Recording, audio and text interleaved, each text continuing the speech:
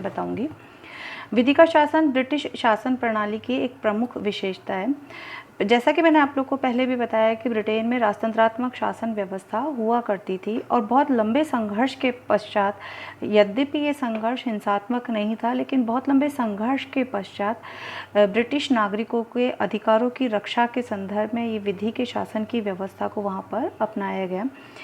यद्यपि वहाँ पे किसी भी संवैधानिक प्रावधान में या फिर किसी भी कानूनी प्रावधान में विधि के शासन की क्या है और किस रूप में ये होना चाहिए इसका कोई उल्लेख नहीं किया गया है, लेकिन इससे यह स्पष्ट अवश्य होता है कि ब्रिटिश शासन प्रणाली में निरंकुश प्रभुसत्ता और स्वेच्छाचारिता के लिए कोई स्थान नहीं है और प्रत्येक व्यक्ति कानून के अधीन है और न्यायपालिका स्वाधीन है।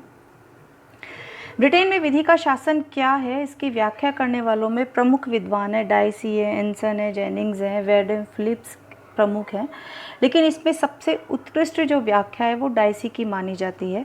डाइसी के द्वारा अपनी पुस्तक the law of the constitution में विधि के शासन की व्याख्या की गई है। डाइसी के अनुसार विधि के शासन से हमारा तात्पर्य है कि हम में से कोई भी व्यक्ति विधि से ऊपर नहीं है, परंतु यह भी है कि प्रत्येक व्यक्ति, चाहे उसका पद या उसकी अवस्था कुछ भी हो, राज्य की साधारण विधि के अधीन है और साधारण न्यायालयों के क्षेत्राधिकार के अंतर्गत है। यानी ब्रिटेन के संदर्भ में जब विधि के शासन की व्याख्या डाइसी के द्वारा की गई तो उन्होंने इसके 3 अर्थ लगाए कि वास्तव में ब्रिटेन में विधि के शासन का आशय क्या है। तो सबसे पहला उन्होंने लगाया कि बिना अपराध के दंडित नहीं किया जाना।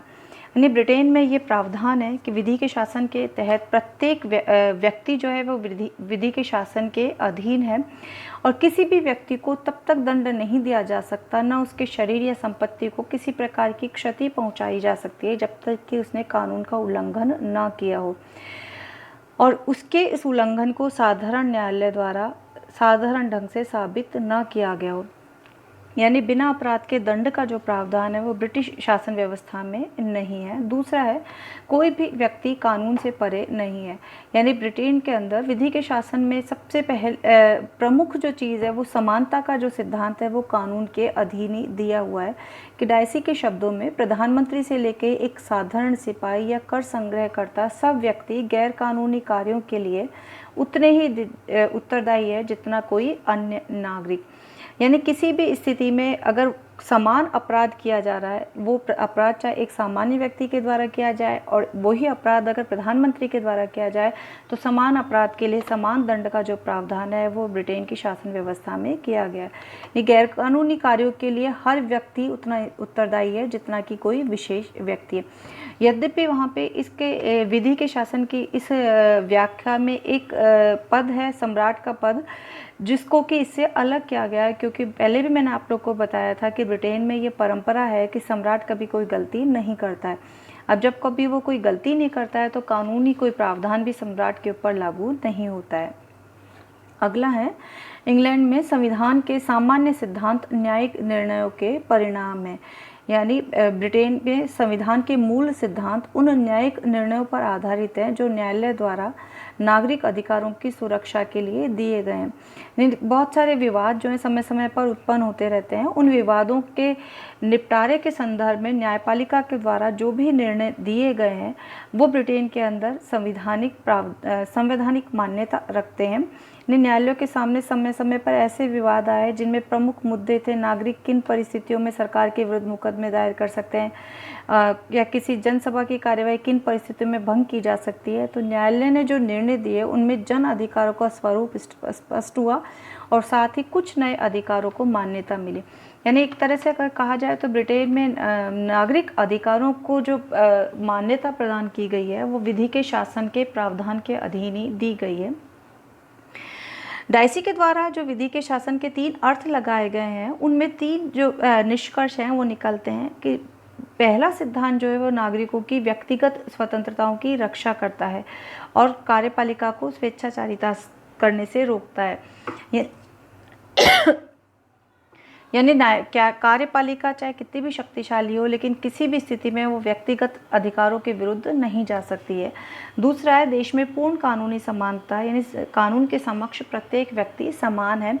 और तीसरा है कि भारत और अमेरिका के विपरीत ब्रिटेन में संविधान नागरिकों की मूल अधिकारों की लिखित गारंटी नहीं देता, लेकिन इंग्लैंड में नागरिकों को अधिकतम स्वतंत्रता प्राप्त है और इसका श्रेय उस देश के न्यायिक निर्णयों को जाता है।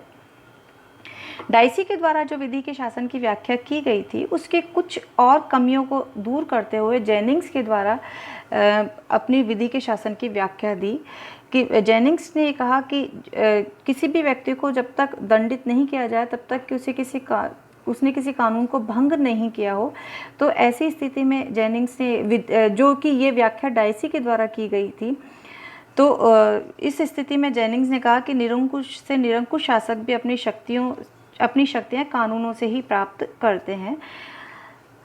दूसरी मान्यता विधि के समक्ष समानता, जो कि डाइसी के द्वारा कहा गया था, उसका जेनिंग्स ने खंडन किया कि किन्हीं विशेष कारणों से नागरिकों के साथ पक्षपात किए जाने को हम बुरा नहीं मान सकते हैं। जैसे इस संदर्भ में उन्होंने कहते हैं कि महिलाओं को, बच्चों को, पिछड़े वर्गों के लिए सरकार के द्वारा कुछ विशेष अधिकार या विशेष सुविधाएं प्रदान की जाती हैं।